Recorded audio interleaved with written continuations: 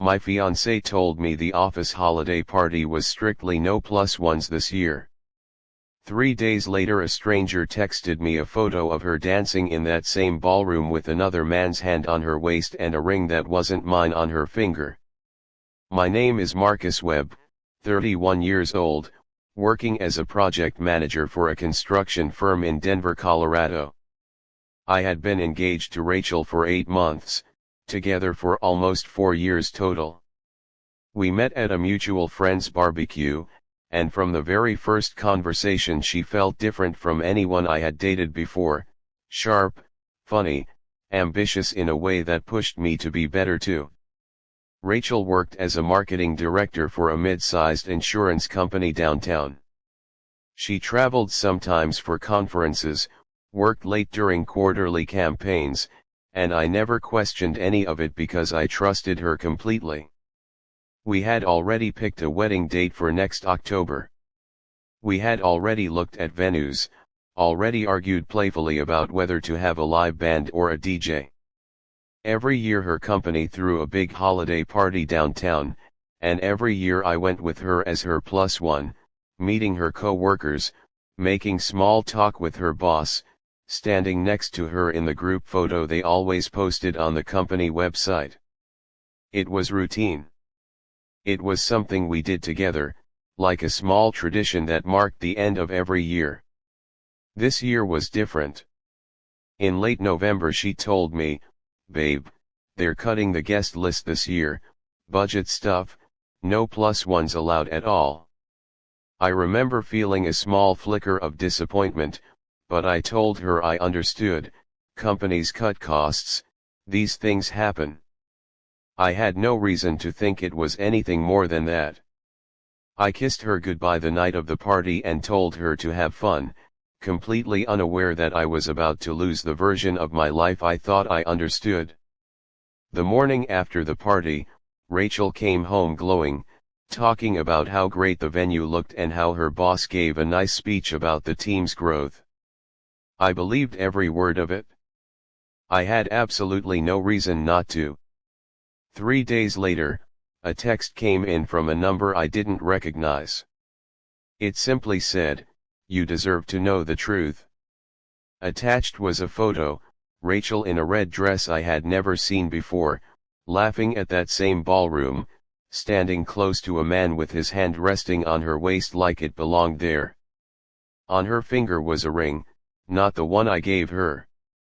I stared at that photo for a long time before I could even process it.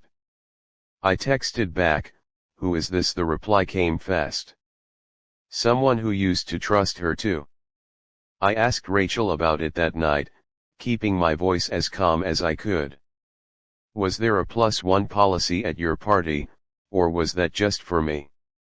She hesitated, just for a second, then said, "What are you talking about? I told you the truth." I showed her the photo. Her face went pale, then she tried a different angle entirely. "That's not what it looks like, Marcus. That's just a co-worker, we were celebrating a promotion." "A co-worker doesn't put his hand on your waist like that," I said. "And that ring on your finger isn't mine." She stayed quiet for a long moment before finally admitting his name was Derek, someone she worked with on a project last spring. She said it started as nothing, just late nights and coffee, but somewhere along the way it became something she couldn't explain to me honestly. I asked her directly, "Are you engaged to him too?" She started crying, saying it wasn't real, saying it was just something to make her feel exciting again during a stressful year at work. I asked her how long. She said 4 months. 4 months of a double life while she was picking out wedding invitations with me on the weekends. I sat there feeling like the floor had disappeared beneath me.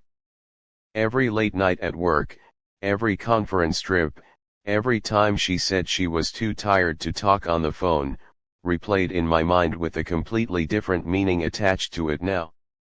I told my parents first, thinking they would immediately understand how devastating this was.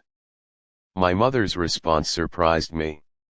"Marcus, Are you sure you're not overreacting? People make mistakes under stress.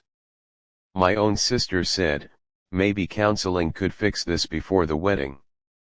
Nobody seemed to grasp that this wasn't a mistake, it was a decision she made and repeated for 4 straight months. Rachel's friends started reaching out to me too, several of them defending her, saying she was going through a hard time at work and needed support, not judgment. One of them actually said, "You'll regret throwing away 4 years over one bad choice." I began to feel like I was the one being asked to apologize for finding out the truth. I spent almost a week barely sleeping, replaying every memory, questioning every plan we had made together. I sat in my car outside our apartment more than once, unable to walk inside, unable to face the life we had built that now felt completely hollow.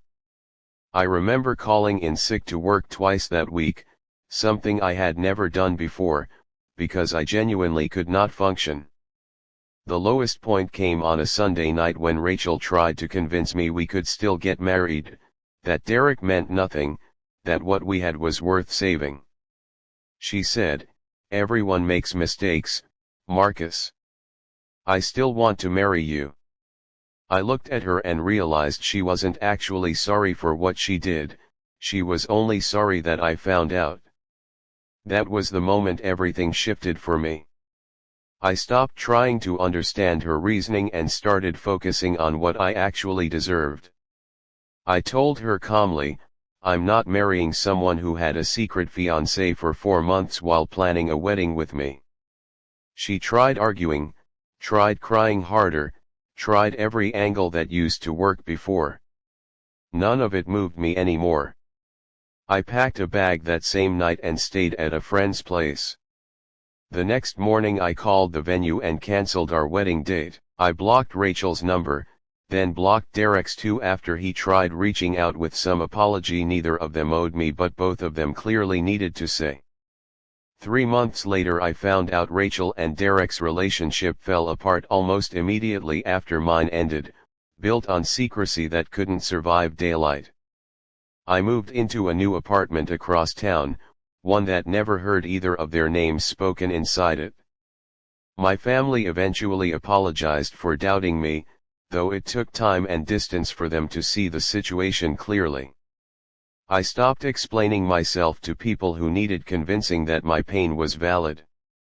I used to think losing Rachel would break something in me permanently. Instead, it taught me exactly what I refused to accept from anyone again. I built a quieter, steadier life out of the wreckage, one built entirely on truth, and for the first time in months, I finally slept through the night.